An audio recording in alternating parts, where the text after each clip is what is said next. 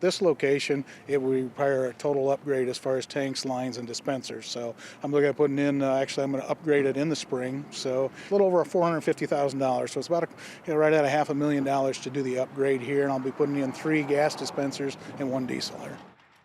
Dan Mollers owns gas stations in 10 Iowa towns and is looking at an expensive upgrade path at his stations in Newton, Iowa. Each pump currently dispenses both gasoline with ethanol and gasoline without ethanol, and are being upgraded with new infrastructure that would accommodate E15, gasoline blended with up to 15% ethanol. But a bill working its way through the Iowa legislature would require almost all of the gasoline pumps in the state of Iowa to be E15 compliant by 2026, changing the plans of this station and requiring hard choices for fuel retailers across the state. The biofuels industry believes the upgrade costs will be justified by increased sales volumes of renewable fuels. So it's going to be great for the farmers, it's going to be great for biofuels producers, but it's going to be great for consumers. Right now, only 250 out of 2,400 stations give you the option of E15, which is higher octane for your car, but lower cost for your wallet. Why wouldn't we want every Iowan to be able to go to a gas station and find E15?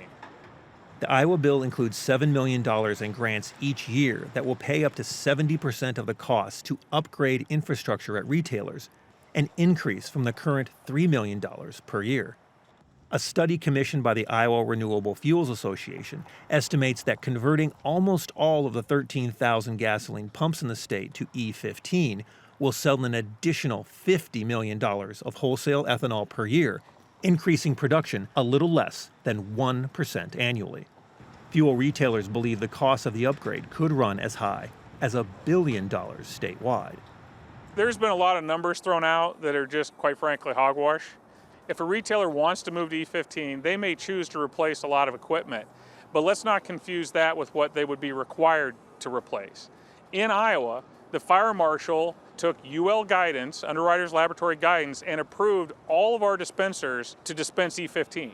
You do not have to replace a dispenser to dispense E15. I'm not sure where they're getting their information from, because I flat out, this site, you're close to $500,000 because the tanks aren't compatible, the piping, the dispensers are not. It's definitely, that $1 billion number that's been put out there.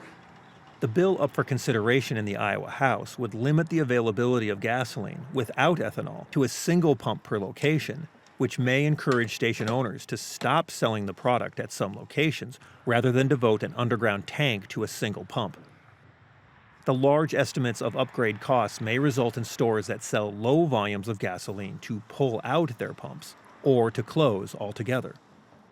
A proposed change to the Iowa tax credit structure currently utilized by gasoline retailers only provides credit for biofuel sales above a new benchmark that could free up tax dollars for more infrastructure grants.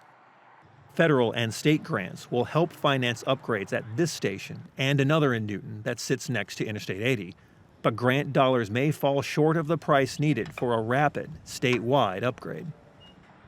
If the bill becomes law, the mandate would increase at diesel pumps to B20, a blend of 80% diesel fuel and 20% soy diesel for most of the year. The move would result in a production increase of roughly 10% over 5 years.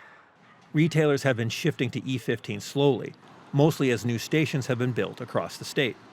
Most are aware that gasoline sales peaked in 2007 nationally and were flat in the 5 years before the COVID-19 pandemic reduced consumer driving habits. Based on costs and the new normal in usage, most retailers would prefer a slower transition that meets market demands. And the E10, it's 87% of what we sell today is an ethanol blended product. So, it's working. People buy that, it's less expensive, and it worked well in their vehicles. For Market to Market, I'm Peter Tubbs.